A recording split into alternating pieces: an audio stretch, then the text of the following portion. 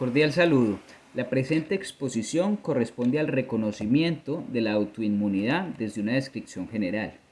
Este estudio ha querido defender tres planteamientos. El primero, que el yo inmune es inexistente. ¿A qué se refiere el yo inmune? El yo inmune refiere a esa autoinmunidad.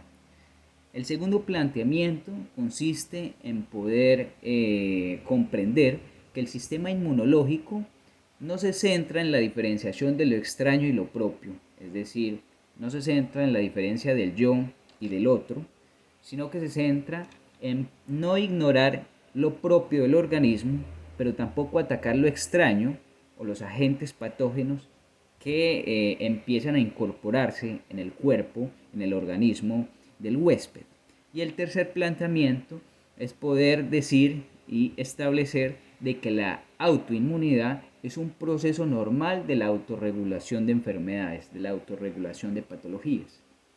En ese sentido, pues se ha desglosado el estudio en dos puntos importantes. El primero, que la autoinmunidad debe centrarse en tres puntos específicos, que es lo identificable para el propio organismo, lo identificable como extraño al organismo y lo mimetizable.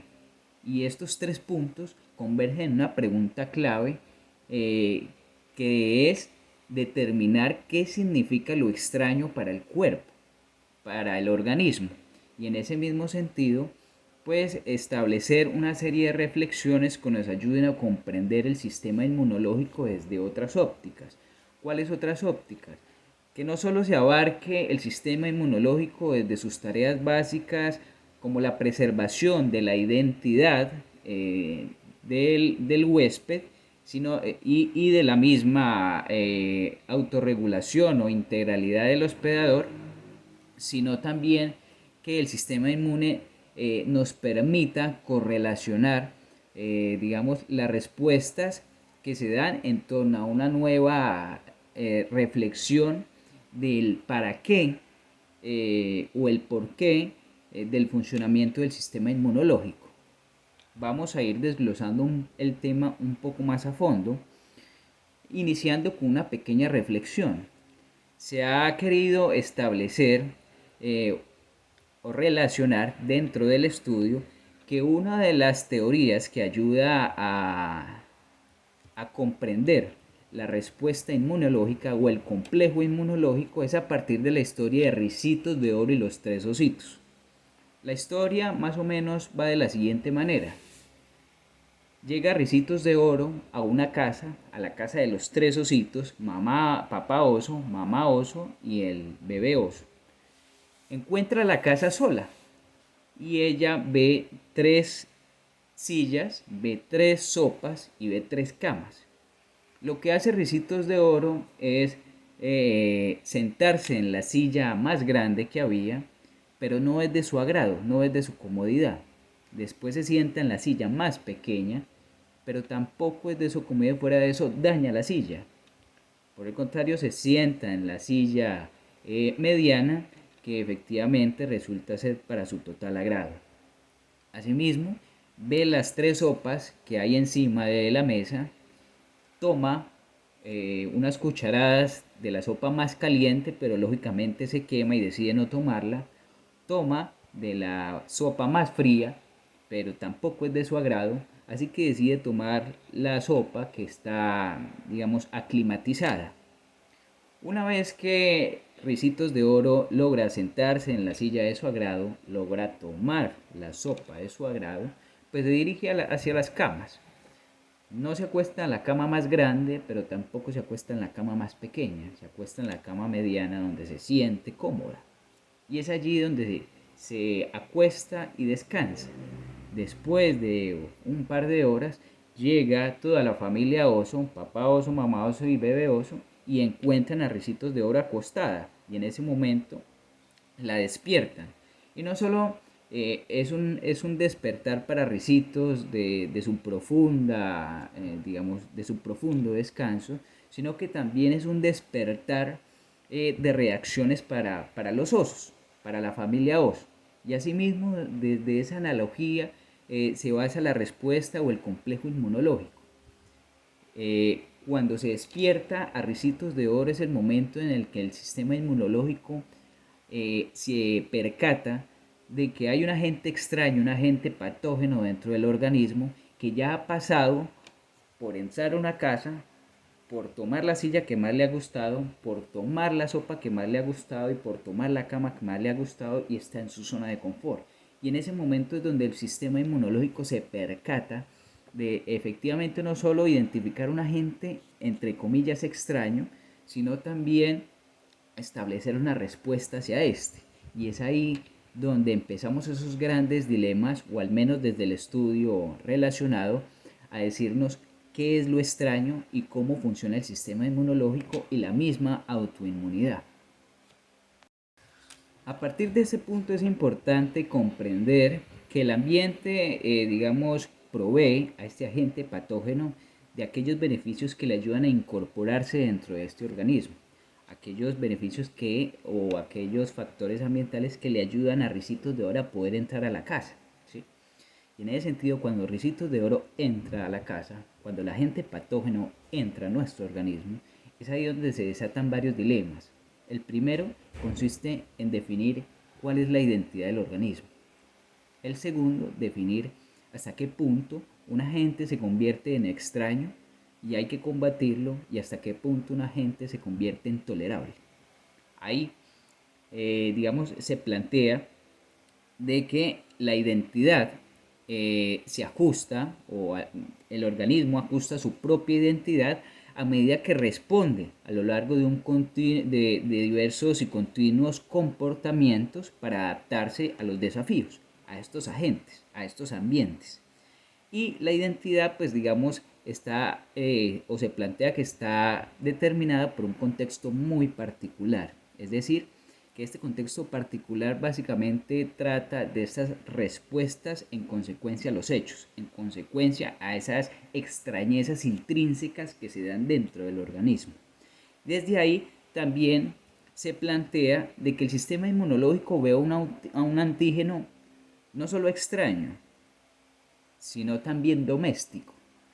Y esas connotaciones de extraño a doméstico, de lo que es extraño y hay que combatirlo, a lo que es extraño y es tolerable, es donde nos permite, identificar una serie de las primeras reflexiones en torno a este estudio.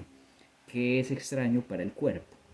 Cómo el sistema inmunológico no solo se centra en funciones de diferenciación de lo propio y lo extraño, sino que también empieza a domesticar agentes patógenos. Entonces vemos que la inmunología o el complejo inmunológico, la respuesta inmunológica, básicamente genera una serie de respuestas que tal vez desde esas connotaciones ególatras no hemos podido comprender, en su máxima expresión, cuando hablamos del yo, cuando hablamos del otro, es decir, cuando hablamos de lo propio del organismo, que es aún difícil de definir, y cuando hablamos del extraño al organismo, que es todavía peor. Y en ese sentido, el poder definir esos dos puntos clave, pues nos va a permitir también entender la referencia de la autoinmunidad y su respuesta, sus distintas matices en torno a las respuestas inmunológicas. En concordancia a lo que hemos expuesto, es importante comprender que la lectura nos permite, ilustrar de que el yo inmune o la autoinmunidad representa una fortaleza desde la cual la respuesta linfocitaria, los linfocitos, generan un ataque a invasores y ofrece una descripción un tanto ingenua de lo que es un dinamismo entre lo atacado y lo tolerable, ya que para el mismo sistema inmunológico y el organismo no es fácil predicar o conceptualizar cuál es lo extraño y lo propio, cuál es el yo y cuál es el otro, cuál es lo propio del organismo y cuál es el agente extraño o agente patógeno que viene a irrumpir en la homeostasis del organismo. También es importante acotar que desde este punto empezamos a hablar también de la antigenicidad y de la inmunogenicidad. Digamos, ¿a qué refieren estos dos conceptos en el contexto en el que estamos? Pues básicamente trata en que el yo o el organismo propio pues evoca una respuesta ante un agente patógeno extraño y que este agente patógeno extraño pues básicamente reacciona de otra forma tal vez igual o diferente. Aquí el lector plantea de que efectivamente hay cierta, digamos, hay un cierto vacío en poder definir lo extraño, ya que se plantea de que es allí donde el autor comprende o analiza de que lo extraño no es tan extraño. Establece de que efectivamente no se puede establecer un agente patógeno como efectivamente un agente extraño, ya que de ser así, de ser realmente un agente extraño, no habría cabida, no habría forma de un reconocimiento o la forma de comprometerlo en una respuesta inmunológica.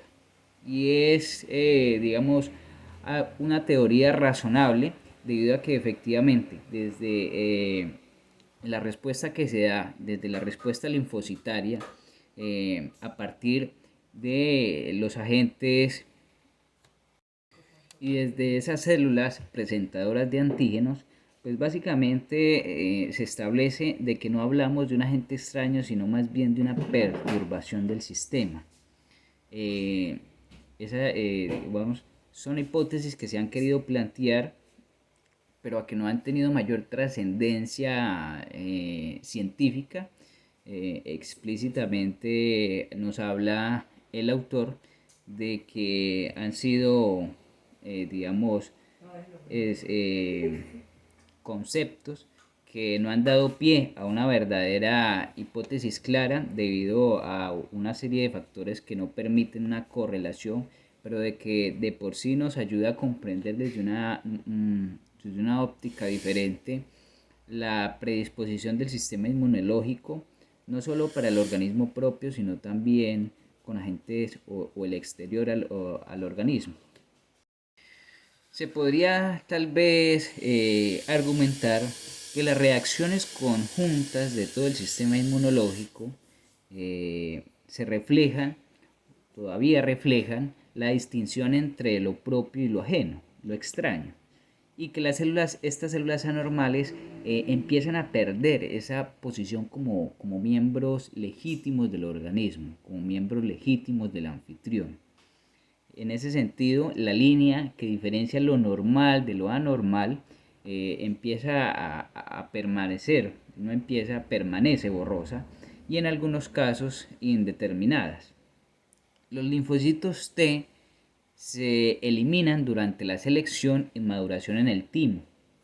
Si su afinidad por el antígeno propio es demasiado alta, es decir, una selección negativa, o demasiado baja, es decir, una selección positiva, las células B también tienen puntos de control de tolerancia. Es decir, hay una interconectividad, pero no siempre es enfocada hacia un proceso de destrucción de agentes patógenos.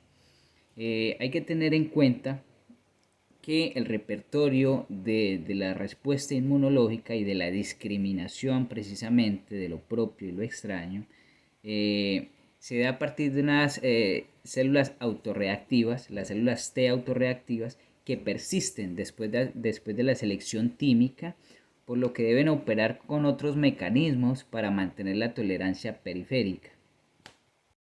Desde ese punto hablamos entonces de que se empieza a generar pues, un funcionamiento, un mecanismo de retroalimentación negativa global que empieza a inhibir las actividades de la célula T y regula negativamente las células presentadoras de antígeno secretando citocinas inmunosupresoras. Los mecanismos precisos para este control siguen sin estar claros, pero estas células reguladoras que controlan la proliferación y expansión de las células T en su ausencia generan y sobrevienen una enfermedad autoinmune.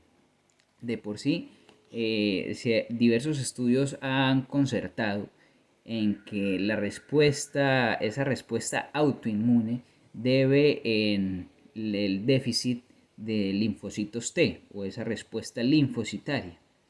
Y precisamente este no es un caso contrario. Efectivamente hablamos de una proliferación y expansión de las células para generar una respuesta autoinmune. Como conclusión también dentro de este estudio podemos identificar de que efectivamente la autoinmunidad se vuelve un concepto un tanto incoherente como un medio para comprender la regulación inmunológica, y en cambio la reactividad se convierte en la definición funcional de la identidad inmune. También hablamos de que el sistema inmunológico no está diseñado para la agresión contra antígenos extraños, más de lo que está diseñado para manifestar tolerancia o una relación más compleja con antígenos propios o extraños. El reconocimiento del antígeno es necesario tanto para la agresión como para la tolerancia, pero no es suficiente para ninguno de los dos. También hablamos de que lo propio y lo extraño se convierte en una real dicotomía, ya que desde la perspectiva de la biología darwiniana, el organismo es el nexo entre fuerzas internas y externas. También es importante acotar que, que la inmunología y desde esa inmunología la autoinmunidad es una ciencia construida como una forma de inclusión, de relación de cooperaciones, de tolerancia y de inmunidad normal, que colectivamente se conciben mejor en lo que se ha referido el autor como un formato ecológico. No siendo más,